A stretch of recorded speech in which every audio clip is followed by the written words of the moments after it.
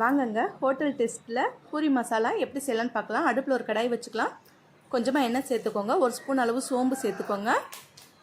பட்டை வகை சேர்த்துக்கலாம். ஒரு 4 பெரிய பச்சை மிளகாய் எடுத்து கீறிட்டு அதில் சேர்த்துக்கலாம். 2 பெரிய வெங்காயம் எடுத்து நீல வாக்கில் கட் பண்ணி அதில் சேர்த்துக்கலாம். வெங்காயம் நல்லா வதங்கி வரட்டுங்க.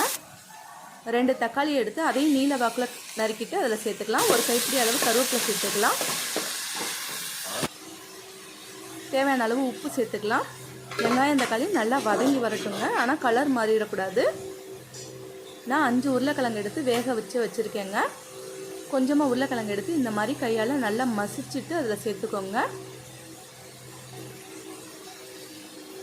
கொஞ்சம் உருளைக்கிழங்கு இந்த மாதிரி கட் பண்ணிவிட்டு சேர்த்துக்கலாம்.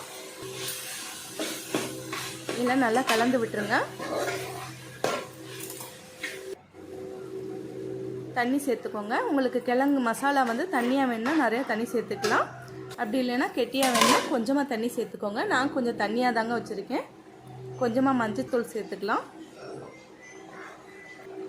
எல்லாம் நல்லா கலந்து விட்டுடலாம். ஒரு 2 ஸ்பூன் அளவு கடலை மாவு எடுத்து நல்லா கரைச்சிக்கலாம். அடுப்பை சிம்மில் வச்சுட்டு இதை அதில் சேர்த்துக்கோங்க. அடுப்பை ஃபுல்லில் இருக்கும்போது கடலை மாவு சேர்த்திங்கன்னா அப்படியே கட்டி கட்டியாக வந்துடுங்க. அடுப்பை சிம்மில் வச்சுட்டு தான் கட்டாயம் சேர்க்கணும். நல்லா கலந்து விட்டுருங்க.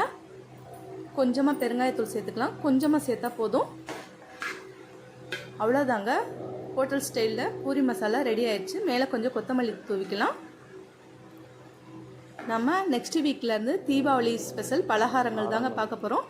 என்னோடய சேனல் உங்களுக்கு பிடிச்சிருந்துச்சின்னா லைக் பண்ணுங்கள், ஷேர் பண்ணுங்கள், மறக்காமல் சப்ஸ்கிரைப் பண்ணி வச்சுக்கோங்க. தேங்க்யூ.